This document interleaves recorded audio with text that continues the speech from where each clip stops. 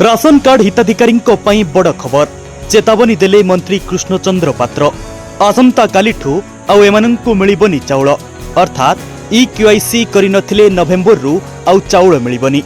किछि दिन तळे राशन कार्डधारी एभली चेतावनी देइथिले जोगाण मंत्री कृष्णचंद्र पात्र।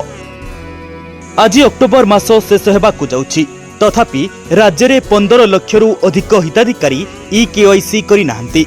तेणु लक्षाधिक हिताधिकारी राज्य सरकार चाउल बंद करदेवे ना विकल्प व्यवस्था करेंगे ताहा उपरे नजर रही।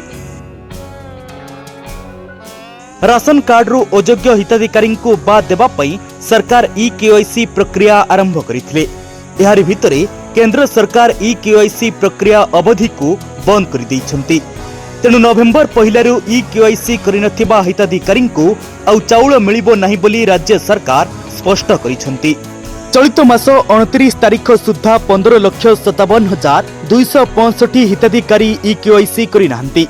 गंजाम जिल्ला रे सर्वाधिक हिताधिकारी एही प्रक्रिया रे शामिल होई नाहंती। सेहिपरि अयोग्य हिताधिकारी धरा पड़िबा भय रे ई-केवाईसी करू नाहंती। उपांत अंचल रे नेटवर्क समस्या पई बहु हिताधिकारी अपडेट करि पारि नाहंती।